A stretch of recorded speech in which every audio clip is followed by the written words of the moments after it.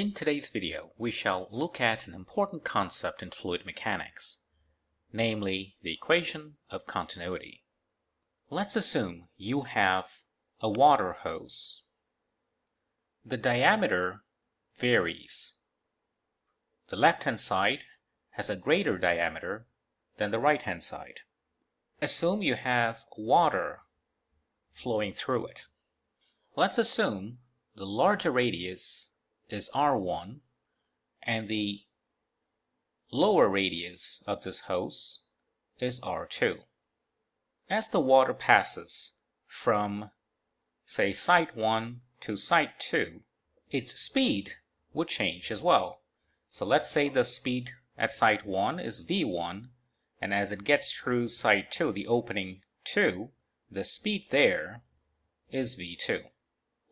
In given amount of time, say delta t seconds, certain volume of water goes inside the hose through site 1. Let's call that volume delta V.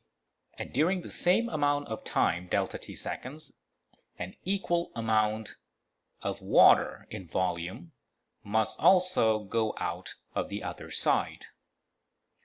If not, the pipe or the hose would burst. So to ensure the continuity of the flow, these two volumes must be the same. Let's calculate this volume using the parameters of site 1. The amount of volume of water that goes inside site 1 in a given amount of time, say delta t, is given by that cross-sectional area A1 times that distance. Let's call it delta x1. So A1 times delta x1 is delta V. Using the parameters of site 2, the same delta V is the same as the cross-sectional area of that circle, like you can call it A2, times that linear distance, you can call it delta x2. And since we know these two delta V's are the same, then these two terms must be the same as well. Equating these two terms, we get A1 delta x1 equals A2 delta x2. Now this delta x1 is the distance covered by the water flow in delta t with speed v1. So you can write it's v1 times delta t. Likewise, delta x2 can be written as v2 times delta t. We are comparing the same amount of time interval here. So that expression will simply become A1 times v1 delta t equals A2 times v2 delta t. And delta t goes away, giving you A1 v1 equals A2 v2. This is the equation of continuity for fluid mechanics. If you notice, the unit for A times V is meter squared times meter per second, giving you a dimension of meter cube per second, which is just a volume flow rate for this water flow. Basically what it measures the volume of fluid that is passing through per unit time. One can also write down a different flow rate called the mass flow rate, and that is quite simply the density of that fluid times the volume flow rate. The mass flow rate measures the amount of mass of fluid that is passing through per unit time. So the unit for Rm is kg per second. And this is how the two flow rates are related. Let's look at problem 1. A hose with an internal diameter of 2 cm is connected to a stationary lawn sprinkler with 30 holes, each with 0.15 cm in diameter. If the water in the hose has speed of 1 meter per second, at what speed does it leave the sprinkler holes? So we connect the volume of flow rate of the hose to the volume flow rate of the sprinkler. So the water in the hose has a speed of 1 meter per second, so that is 1. The internal diameter is 2 cm, so the surface area, assuming that it is a circular cross-sectional area with a radius of 1 cm, is pi 0.01 squared. I have changed the cm into meter. Now let's see what's happening at the sprinkler holes. Now there are 30 holes, so you need to take that amount into account. The speed is what you want to determine. Let's call it V sub s, the speed the water leaves at the sprinkler holes.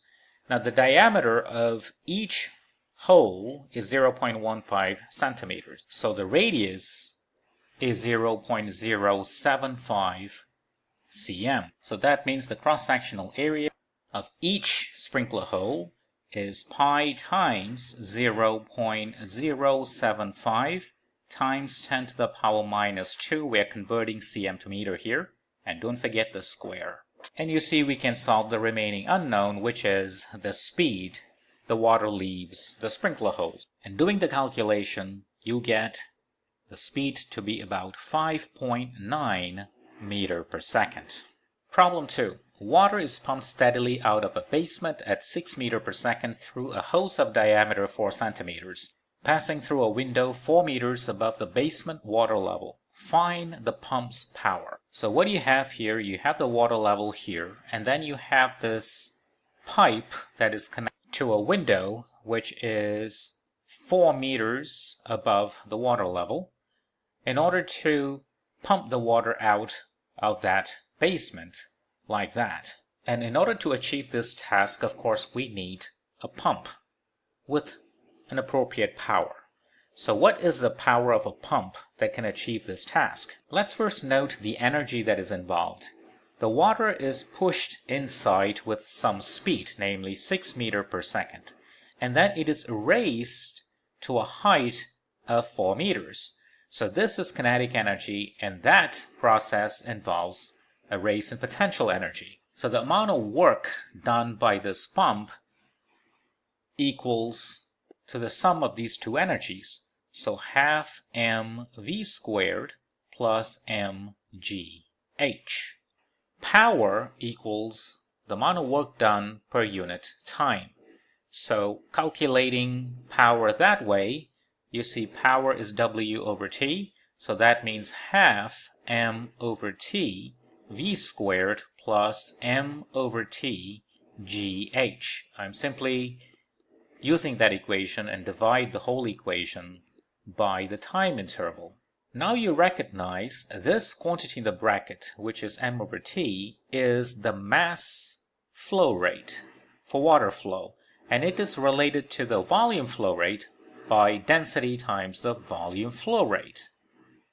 And we know the volume flow rate is the cross-sectional area times the speed at a certain point, or at certain cross-section of the pipe. So let's substitute this expression in here and there. So the power equals half rho a v v squared plus rho a v gh. And let's see what it gives us. The density is 1,000, that is the density of water, 1,000 kg per cubic meter. Now what about the cross-sectional area of the pipe? We know the diameter is 4 centimeters, it's given. So that means it's pi times 0.02.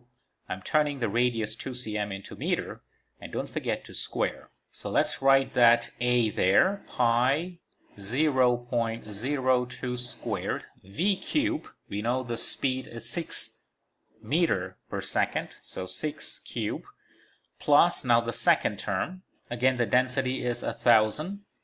A is pi 0.02 squared. V is 6 meter per second. G is 9.81 and H is 4 meter. And doing the calculation, you get 432 watts.